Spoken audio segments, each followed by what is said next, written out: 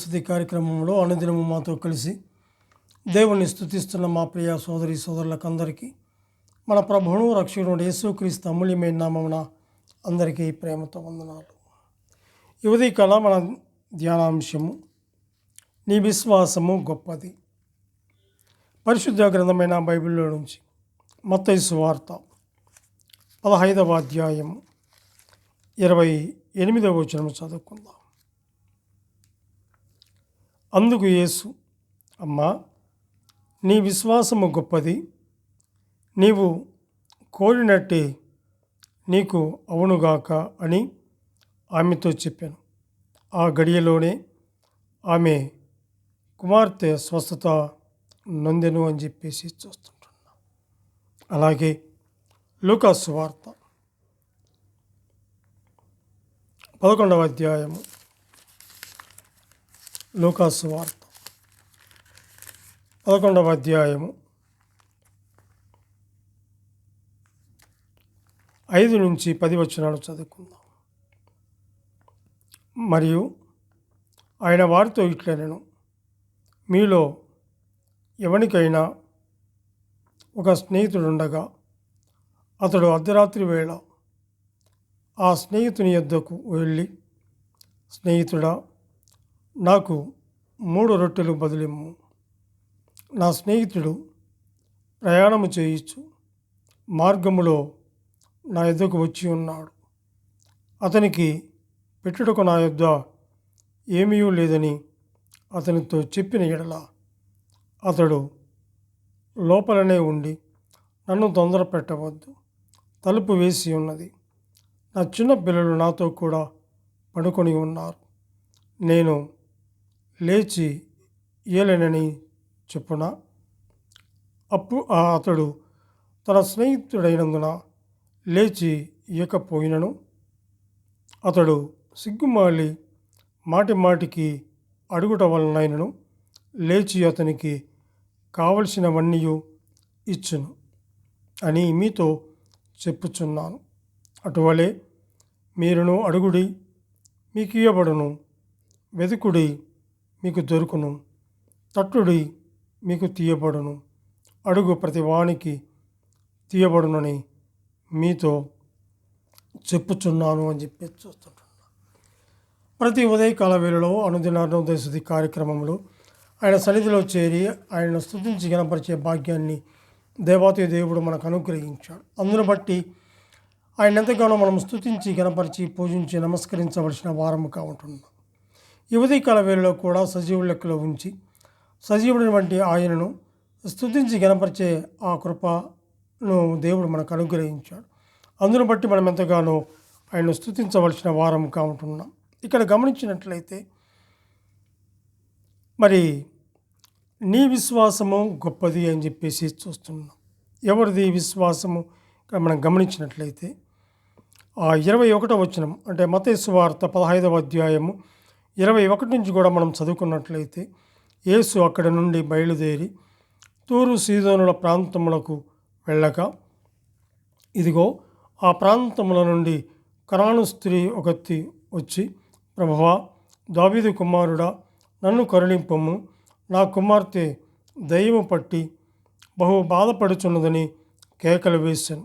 అందుకు ఆయన ఆమెతో ఒక్క మాట ఆయనను చెప్పలేదు. అప్పుడు ఆయన శిష్యులు వచ్చి, ఈమె మన వెంబడి వచ్చి కేకలు వేయుచున్నది కనుక ఈమెను పంపివేయమని ఆయనను వేడుకొనగా, ఆయన ఇశ్రాయేలు ఇంటి వారై నశించిన గొర్రెల యొద్దకే గాని మరి ఎవరి యొద్దకును నేను పంపబడలేదనను. అయినను ఆమె వచ్చి ఆయనకు మొక్కి, ప్రభువా, నాకు సహాయము చేయుమని అడిగాను. అందుకు ఆయన పిల్లల రొట్టె తీసుకొని కుక్క పిల్లలకు వేయుట యుక్తము కాదని చెప్పగా, ఆమె నిజమే ప్రభువా, కుక్క పిల్లలు కూడా తమ యజమానుల బల్ల మీద నుండి పడు ముక్కలు తినును కదా అని చెప్పాను. అందుకు యేసు, అమ్మా, నీ విశ్వాసము గొప్పది, నీవు కోరినట్టే నీకు అవునుగాక అని ఆమెతో చెప్పాను. ఆ గడియలోని ఆమె కుమార్తె స్వస్థత నొందెను అని చెప్పి చూస్తున్నాడు. ప్రియ సోదరి సోదరుల గమనించినట్లయితే ఆమె విసుగు చెందకుండా, పట్టు విడవకుండా అడగడములో తన నమ్మకం మరి ఎంతో గొప్పది రుజువు చేయబడింది. అక్కడ మాటికి కదా ఆమె అక్కడ గమనించినట్లయితే అక్కడ 23వ వచనంలో చూస్తే 22వ వచనంలో, ప్రభువా దావీదు కుమారుడా నన్ను కరుణింపుము, నా కుమార్తె దయ్యము పట్టి బహుబాధపడుచున్నదని కేకలు వేసి 23వ వచనంలో ఆమె ఒక్క మాట అయినను చెప్పను లేదు అని చెప్పి చూస్తున్నాడు. ఆమెతో ఒక్క మాట అయినను చెప్పలేదు. అప్పుడు ఆయన శిష్యులు వచ్చి అంటున్నప్పుడు ఈమె మన వెంబడి వచ్చి కేకలు వేయుచున్నది కనుక ఈమెను పంపివేయమని ఆయన వేడుకుంటున్నట్లుగా చూస్తున్నాం. అయినా కూడా ఆమె పట్టు విడవకుండా ఏమడుగుతుంది? 25వ వచనంలో ఆయనను ఆమె వచ్చి ఆయనకు మొక్కి, ఆయన ఎవరో తెలుసుకుంది, ఆయన వెంబడిస్తూ ఉంది, ఆయన సన్నిధికి వచ్చింది. అక్కడ ఆయన సహాయం చేస్తాడని, ఆయన దావీదు కుమారుని తెలుసుకొని బాధల్లో ఉన్న వారి కేకలు చూసి ఆయన సహాయం చేస్తాడని వచ్చి అంటుంది. ఆమె ఆయనకు మొక్కి నాకు సహాయము చేయమని అడుగగా, అడిగిన వెంటనే దేవుడు అక్కడ 28 అంటాడు, అందుకు యేసు అమ్మా నీ విశ్వాసము గొప్పది, నేను యేసు ప్రభువుని తెలుసుకున్నావు, నేను బాగు చేస్తానని తెలుసుకున్నావు, నన్ను వెంబడించావు. అందులో ఆమె విసుగు చెందకుండా, పట్టు విడవకుండా అడగడములో తన నమ్మకం ఎంతో గొప్పదిగా రుజువు చేయబడింది. ఇదే 15వ అధ్యాయములో 23వ వచనంలో ఆమెతో ఒక్క మాట అయినను చెప్పలేదు. యేసు ఆమెను అమ్మా అని పిలుస్తున్నాడు. చాలా గొప్ప మాట, అమ్మా అని పిలుస్తున్నాడు. మత్తయి సువార్త 9వ అధ్యాయం, మత్తయి సువార్త 9వ అధ్యాయం 22వ వచనంలో కూడా మనం గమనించినట్లయితే 22వ వచనంలో యేసు వెనుకకు తిరిగి ఆమెను చూచి, కుమారి ధైర్యముగా ఉండుము, నీ విశ్వాసము నిన్ను బాగుపరిచినని చెప్పగా ఆ గడియ నుండి ఆ స్త్రీ బాగుపడెను. విశ్వాసము ఉంచాలి. దేవుడు నిజమైన దేవుడు, దీన్ని ఆయన జీవము కలిగిన దేవుడు, ఆయన స్వస్థపరిచే దేవుడు, ఆయన నెమ్మదిచ్చే దేవుడు, ఆయన ఆరోగ్యం ఇచ్చే దేవుడు అని విశ్వసించింది. దావీదు కుమారుడా నాకు సహాయం ఇచ్చింది అని ఆమె ఎంతగానో ఆయన సహాయాన్ని అర్చించినదిగా చూస్తుంటున్నాం. విసుగు చెందకుండా, పట్టు విడవకుండా అడగడంలో మనం చూస్తుంటున్నాం.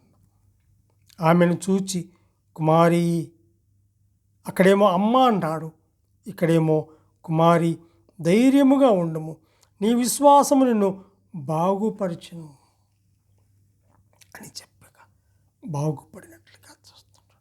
యోహాను సువార్త 8వ అధ్యాయము, యోహాను సువార్త 8వ అధ్యాయము 10వ వచనంలో కూడా మనం గమనించినట్లయితే యోహాను సువార్త 8వ అధ్యాయం 10వ వచనం, యేసు తల ఎత్తి చూచి, అమ్మా వారెక్కడ ఉన్నారు? ఎవరునూ నీకు శిక్ష విధింపలేదా అని అడిగినప్పుడు 11వ వచనం, ఆమె లేదు ప్రభువా అనెను. అందుకు యేసు, నేను నీకు శిక్ష విధింపను, నువ్వు వెళ్ళి ఇక పాపము చేయకుమని ఆమెతో చెప్పాను. అక్కడేమో అమ్మా అన్నాడు, అక్కడేమో మరి మత్తయి సువార్త 9:22లో కుమారి ధైర్యముగా ఉండు. యోహాను సువార్త 8:10లో చూస్తే వ్యభిచారమందు పట్టబడిన స్త్రీని కూడా ఏమన్నాడు? అమ్మా ఎక్కడ ఉన్నారు? ఇదిగో నిన్ను పట్టుకొని వచ్చారే, నిన్ను తీసుకుని వచ్చారే, వాళ్ళు ఎక్కడ ఉన్నారు? ఎవరు నీకు శిక్ష విధింపలేదా అని అడిగినప్పుడు, లేదు ప్రభువా నేను అందుకు యేసు, నేనును నీకు శిక్ష విధింపను. నువ్వు పశ్చాత్తాపడ్డావు, అడిగావు, నువ్వు వెళ్ళి ఇక పాపము చేయకుమని చెప్పినట్లుగా చూస్తాడు. పాపుల పట్ల ఆయనకున్న అపారమైన ప్రేమ ఈ గొప్ప పలుకుల్లో దాగి ఉందని మనం గమనించాలి. ఈమె విసుగు చెందకుండా, పట్టు విడవకుండా అడగడంలో తన నమ్మకం ఎంత గొప్పదో రుజువు చేయబడింది. అందును బట్టి దేవుణ్ణి మనం ఎంతగానో మనం స్తుతించాలి. గర్వానికి చోటు ఇవ్వక ఆమె ఎంతగానో తను తగ్గించుకొని ఆమె పట్టు విడవకుండా అడిగినది చూస్తుంటాం. తగ్గించుకుంది అంటే దీన మనస్సు కలిగి పట్టుదలతో అడిగింది. మనము కూడా దీన మనసుతో పట్టుదలతో ప్రార్థించాలని మనకు మాదిరి చూపిస్తూ ఉంది. యెషయా గ్రంథము 66వ అధ్యాయములో మనం ఒక మాట చూస్తాం, గమనించండి. యెషయా గ్రంథం 66వ అధ్యాయము 2వ వచనంలో చూస్తే, అవన్నీ నా హస్తకృత్యములు, అవి నా వలన కలిగినవని యెహోవా సెలవిస్తున్నాడు. ఎవడు దీనుడై నలిగిన హృదయము గలవాడై నా మాట విని వణుకుచుండునో వానిని నేను దృష్టించుచున్నాను. ఎవడైతే దీనుడై ఉంటాడో అనే మాట మనం చూస్తుంటాం. 57వ అధ్యాయము యెషయా గ్రంథము 57వ అధ్యాయము 15వ వచనంలో కూడా మనం గమనించినట్లయితే, మహాగణుడును మహోన్నతుడును పరిశుద్ధుడును నిత్య నివాసియునైన వాడు ఇలాగూ సెలవిచ్చుచున్నాడు, నేను మహోన్నతమైన పరిశుద్ధ స్థలములో నివసించువాడును అయినను వినయము గల వారి ప్రాణమును ఉజ్జీవింపచేయుటకును నలిగిన వారి ప్రాణమును ఉజ్జీవింపచేయుటకును వినయము గల వారి యొద్ద దీన మనసు గల వారి యొద్దను నివసించున్నాడు. ఎంత గొప్ప దేవుడు అండి. ఆమె తెలుసుకుంది దేవుడని, దావీదు కుమారుడా అని చూస్తున్నాం. ధైర్యముతో మాట్లాడుతుంది.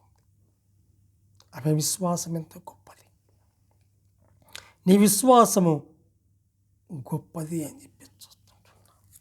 అంతేకాదు కానీ పేతురు వ్రాసినటువంటి మొదటి పత్రిక 5వ అధ్యాయము 5-6 వచనాలు కూడా మనం గమనించినట్లయితే, చిన్నపిల్లలారా మీరు పెద్దలకు లోబడి ఉండండి, మీరందరూ ఎదుటివాణి ఎడల దీన మనసును వస్త్రము ధరించుకొని మిమ్మును అలంకరించుకొనుడి. దేవుడు అహంకారులను ఎదిరించి దీనులకు కృప చూపిస్తాడు. ఆ తల్లి ఆమె ఎంతో దీనత్వముతో పట్టుదలతో ఆయన అడిగినప్పుడు ఆయన చూచి స్వస్థపరిచిన వాడుగా చూస్తాడు. అదిగో వ్యభిచారమందు పట్టబడినటువంటి ఆమెను తీసుకొని వచ్చి ఆయన ఎదుట నిలవబెట్టినప్పుడు, అమ్మా ఇక పాపము చేయకు, నేను కూడా క్షమించానని చెప్పినటువంటిది. అట్టి క్షమాభిక్ష పెట్టినటువంటి గొప్ప దేవుడు. ఈ ఉదయకాల వేళలో నీవు కూడా ఏ పరిస్థితిలో ఉన్నావో, ఈ మాటలు వింటున్నటువంటి నీవు ఏ పరిస్థితిలో ఉన్నావో, ఆ పరిస్థితి నుండి తప్పించబడాలంటే, ప్రభువా నేను ఘోర పాపి, నా పాపాలకు రావలసిన శిక్ష ఎంతో భయంకరమైనట్టుగా, అట్టి భయంకరమైనటువంటి స్థితి నుండి, అగ్ని నుండి, పాతాళము నుండి నన్ను తప్పించే నాదుడవు నీవే, నీవు తప్ప వేరే దేవుడు లేడు అని ఒక చిన్న మాట నీ హృదయంలో విశ్వసించి నోటితో ఒప్పుకుంటే దేవుడు నిన్ను ఆశీర్వదిస్తాడు, నిన్ను రక్షిస్తాడు, నిన్ను కాపాడుతాడు, నిన్ను భద్రపరుస్తాడు. అదిగో నిత్యత్వములో ఆయన నిన్ను కూడా అక్కడ ఉంచుతాడు. సదాకాలం ఆయనతో కూడా ఉండే ఆ కృపను నీకు దయచేస్తాడు. ఒకవేళ విని మారు మనసు పొందకుండా మనసును కఠినము చేసుకుని అలాగూ వెళ్ళిపోతే నిత్య అగ్నిగుండము, యుగాయుగాలు మండే అగ్నిగుండం ఉంది. పళ్ళు కొరుకుట, వేదన ఉంటుంది, అగ్ని ఆరదు, పురుగు చావదు. ఆ స్థలానికి వెళ్ళటానికి ఎవరు కూడా ఇష్టపడరు. ఒకవేళ ఆ స్థలానికి వెళ్ళకుండా దేవునితో సదాకాలం ఉండాలని ఒకవేళ నువ్వు అనుకుంటే, ఉన్న చోటున నువ్వు ప్రభువా నేను ఘోర పాపి, నా పాపాలకు రావాల్సిన శిక్ష ఎంతో భయంకరమైనట్టుగా, అట్టి పాపమును నన్ను తప్పించే నాదుడవు నీవు, ఈ లోకంలో ఎవరు కూడా లేరు అని ఒక చిన్న మాట ప్రార్థన చేస్తే దేవుడు నేను రక్షిస్తాడు. దేవుడు ఈ కొద్ది లేఖనాలను దీవించును కాక. ప్రార్థన చేసుకుందాం. పరిశుద్ధుడమైన మా ప్రియ పరలోకపు తండ్రి, మీ ఘనమైన శ్రేష్టమైన ఉన్నతమైన నామమునకు స్తోత్రములు చెల్లించుకుంటున్నాం. ఈ ఉదయకాల వేళలో చదువుకున్న లేఖన భాగాలను దీవించండి, ఆశీర్వదించండి. అయినా మా ఎడల మీరు చూపిన కృపను బట్టి మీకు వందనాలు. మీరు మాకు అనుగ్రహించినటువంటి ఆ రక్షణ కాపాడుకుంటూ విశ్వాసంలో నిలకడగా ఉండి పట్టుదల కలిగి మీ వైపుకు చూస్తూ సాగిపోయే ఆ కృపను మీరు మాకు అనుగ్రహించినందుకే స్తుతులు స్తోత్రములు చెల్లించుకుంటూ మా రక్షకుడు మా ప్రాణ విమోచకుడు యేసుక్రీస్తు అమూల్యమైన నామమున స్తుతులు స్తోత్రములు చెల్లించి ప్రార్థన చేయుచున్నాము తండ్రి. ఆమెన్.